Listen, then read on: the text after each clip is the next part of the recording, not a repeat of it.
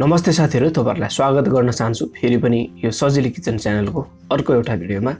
यसपालि चाहिँ हामी सबैलाई मन पर्ने र मिठो खालको चिउरा र अण्डाको खाजाको रेसिपी तयार गर्ने छौं, जुन बनाउनुको लागि निकै नै सजिलो रहनेछ र खाँदाखेरिमा धेरैलाई यो मन पर्ने खाजा पनि हो।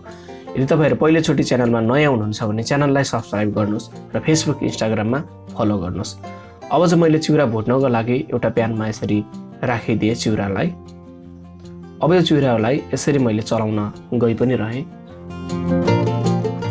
हाम्रो ग्यासको फ्लेम भने अलिकति सानो हुनु पर्दछ, होइन भने चिउरा डढ्न पनि सक्छ। र तयार भयो हाम्रो चिउरा। अब अण्डाको लागि मैले यसरी एउटा बलमा राखे। दुईवटा जति अण्डा राखिसकेपछि यसमा अलिकति प्याजलाई राखे, मसिनो काटेको छु। थोरै टमाटर पनि राखिदिए। हरियो खुर्सानी मसिनो काटेर राखे र यो धनियाको पात, सुकेको खुर्सानी, यो चिली फ्लेक हो र स्वाद अनुसारको नुन, अनि यो धुलो मरिच हो। यस्तो तरिकाले मैले राखी पनि रहे। अब यसलाई मजाले मिक्स गरिदिने। राम्ररी मिक्स भइसकेपछि अब यो अमलेट बनाउनको लागि प्यानमा अलिकति तेललाई राख्ने, तेल तातिनलाई छोडिदिने।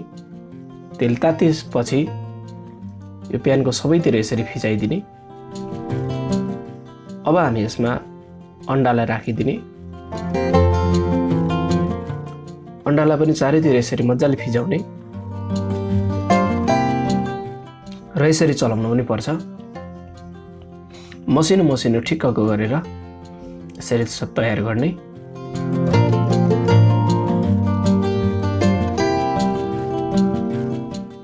बीचबीचमा फ्राई हुन थाली पनि सकेको छ। अब चाहिँ भुटेको चिउरालाई यसरी राखिदिने र अण्डासँग चिउरालाई राम्ररी मिलाइदिने।